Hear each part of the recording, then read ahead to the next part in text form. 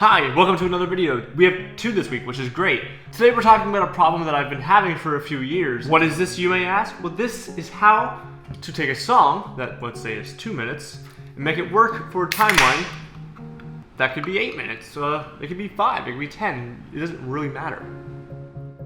Alright, so let's use last week's video as an example to show you how we can do this trick. So go ahead and grab your song. In my case, it's going to be by Kevin Graham.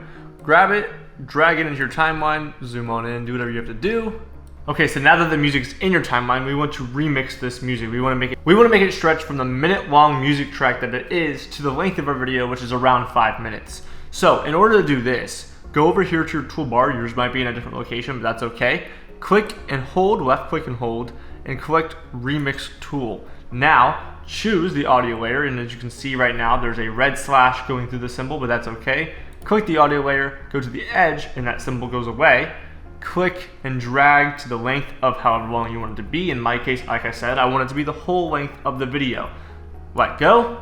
Bam, as you can see, clip analysis, it's doing its thing, it's remixing, and all these little squiggly lines appear along the audio track itself. So I'm gonna click V for pointer, click off of it so you can see.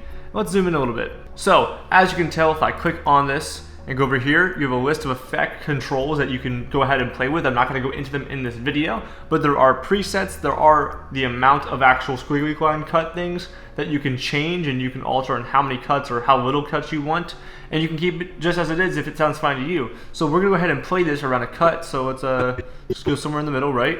Click and play, and listen to hear what it sounds like in terms of audio quality. I'm also going to solo this track so you don't hear the actual video, but you can just hear the music. Solo.